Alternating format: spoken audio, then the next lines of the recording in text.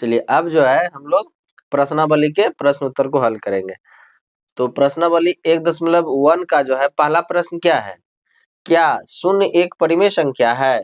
क्या इसे आप p बाई क्यू के रूप में लिख सकते हैं, जहां p और q क्या है, पूर्णांक है और q जो है 0 के बराबर नहीं है।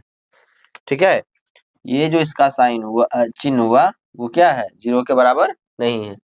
तो बताइए क्या शून्य जो है, शून्य मतलब ये वाला गणेश जी का लड्डू, तो ये क्या है,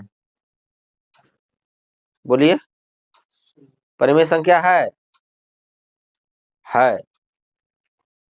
लिखिएगा शून्य जो है, शून्य जो है परिमेय संख्या है, परिमेय संख्या है। अब देखिए ये परिमेय संख्या है, ठीक है, तो हम इसका यहाँ तक का जवाब दे दिए। कह रहा है क्या इसे आप p बाई क्यू के रूप में लिख सकते हैं? जी हाँ, लिख सकते हैं। जैसे 0 है, इसको 1 से भाग देंगे, या 0 को 2 से भाग देंगे, या 0 को 3 से भाग देंगे, या 0 को 4 से भाग देंगे, तो ये हमेशा क्या आएगा, 0 ही आएगा। यानी कहने का मतलब हुआ, उसको हम लोग क्या लिख सकते हैं, क्या लिख सकते हैं, 0 को p बाई क्यू के रूप में लिख सकते हैं। इसका मान कितना होगा, 0, इसका भी मान 0, क्योंकि किसी भी संख्या में 0 में अगर किसी संख्या से भाग देते हैं तो शेषफल कितना आती है, रिजल्ट कितना आता है, 0 आता है। तो हम 0 को तो p बाई क्यू के रूप में लिख ही सकते हैं ना, ये भी लिख सकते हैं 0 बटा -1, 0 बटा -2, 0 बटा -3, ये सभी क्या है, p बाई क्यू के रूप में है। ठीक है, कोई दिक्कत? चलिए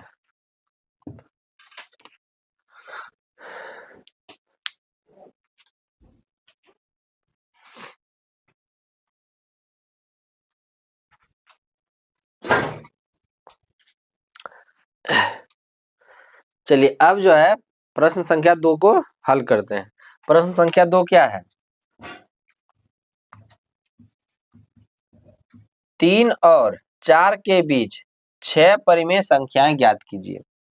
तो देखिए 3 और 4 के बीच में, तो हमेशा याद रखिएगा एक पॉइंट, दो परिमेय संख्याओं के, दो परिमेय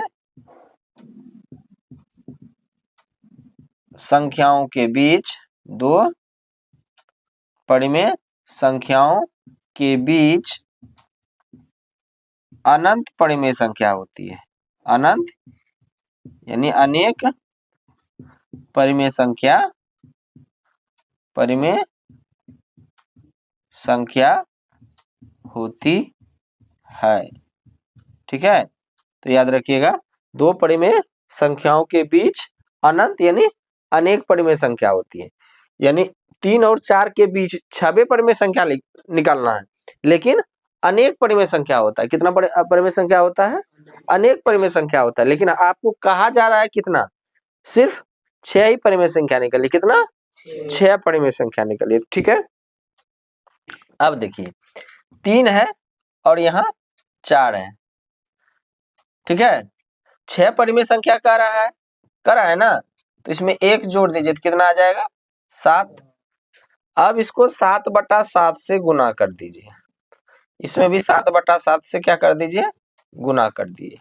7/7 से 3 में भी गुना किए और 4 में भी 7/7 से गुना किए। ठीक है, अब जो है इसको हम लोग क्या लिख सकते हैं, 7 21, कुछ नहीं है, 1 गुना 7 7, और इधर 4 गुना 7 कितना, 28, कुछ नहीं है, 1 है, गुना किए 7। अब देखिए हम इसको लिख सकते हैं 22/7 और 23/7 लिख सकते हैं, 24/7 लिख सकते हैं, 25/7 लिख सकते हैं, 26/7 लिख सकते हैं, 27/7 लिख सकते हैं, फिर 28 हो जाएगा। होगा कि नहीं होगा? तो ये जो है ये 3 है कि नहीं है, तो ये निकला कि नहीं निकला, 6 गो 24/7, 25/7, 26/7, 27/7 और ये 4 निकला कि नहीं। ये 4 होगा कि नहीं कटेगा तो, यानी 3 और 4 के बीच 6 परिमेय संख्या निकला है। तो ये क्या हो गया, 1 2 3 4 5 6। तो यहाँ लिखिएगा 3 और 4 के बीच 6 परिमेय संख्या। तो कौन कौन हो जाएगा, 22/7, 23/7, 24/7, 25/7, 26/7 और 27/7। ठीक है, कोई दिक्कत? चलिए राइट डाउन कीजिए।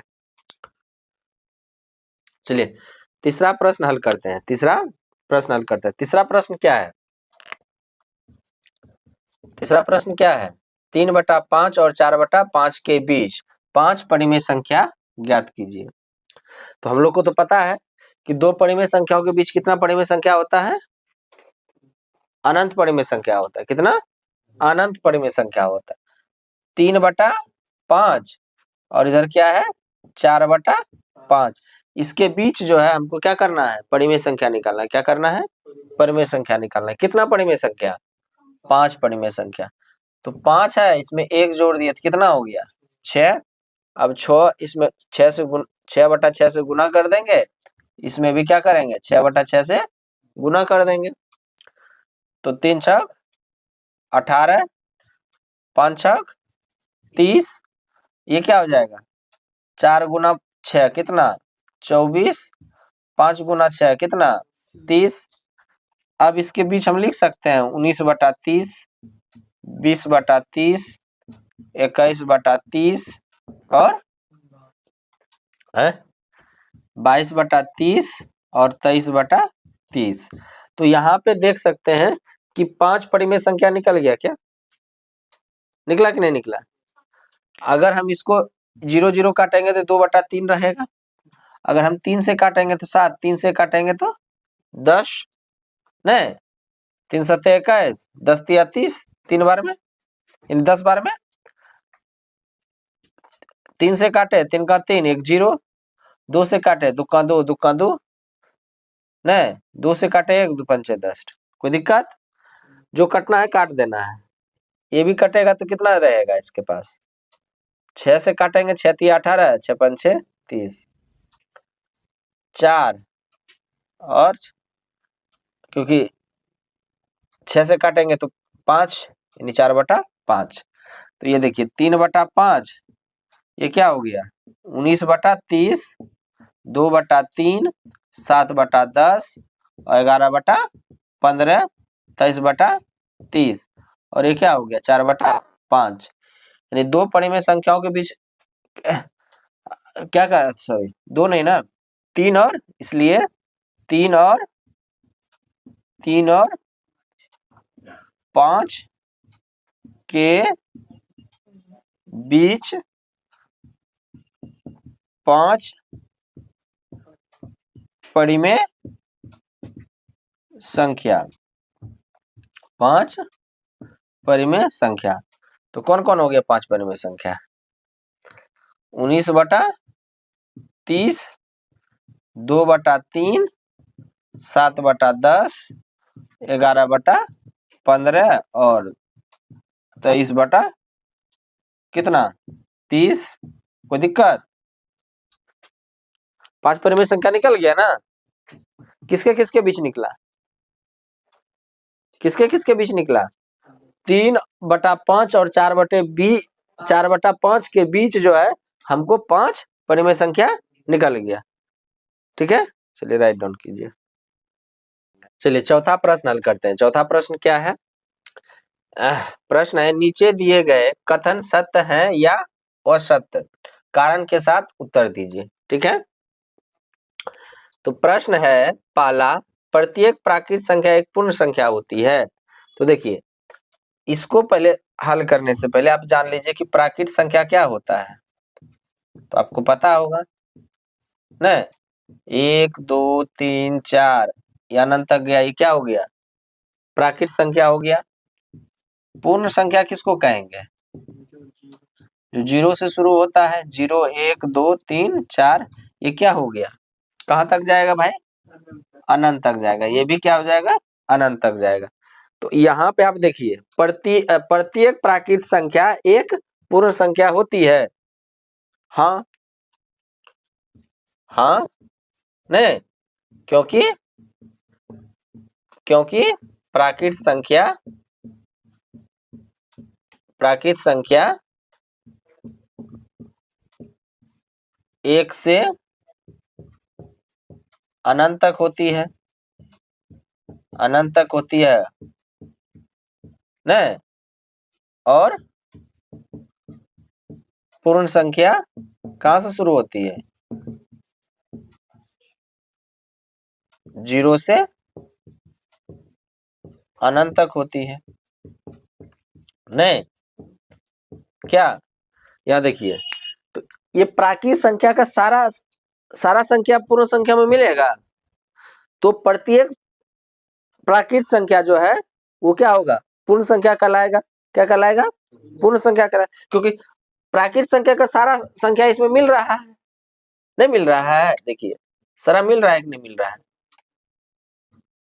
कोई दिक्कत नहीं ना? अगर ये पूछ देते कि पूर्ण संख्या प्राकृत संख्या कहलाता है, तो नहीं, क्योंकि प्राकृत संख्या में शून्य नहीं है। लेकिन यहाँ प्रश्न क्या पूछा है? प्रत्येक प्राकृत संख्या एक पूर्ण संख्या होती है। हाँ होती है, क्योंकि सारा संख्या जो है पूर्ण संख्या में मेरा मिल रहा है। ठीक है, चलिए इसमें दूसरा प्रश्न क्या है? प्रत्येक पूर्णांक एक पूर्ण संख्या होती है। तो सबसे पहले पूर्णांक जान लिए क्या होता है। पूर्णांक जो है क्या होता है देख लीजिए, माइनस अनंत, -3 -2 -1 0 1 2 3 कहाँ तक? प्लस अनंत तक। तो देखिए प्रत्येक पूर्णांक एक पूर्ण संख्या होती है जी नहीं। देखिए 0 तक तो आ जा रहा है, इसमें 0 तक आ जा रहा है, लेकिन माइनस वाला आ रहा है क्या? पूर्ण नहीं आ रहा है। नहीं, क्योंकि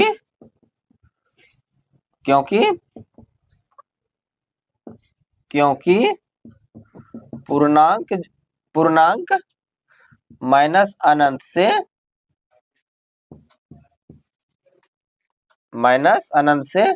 प्लस अनंत तक, ये अनंत का चिन्ह है, अनंत तक होती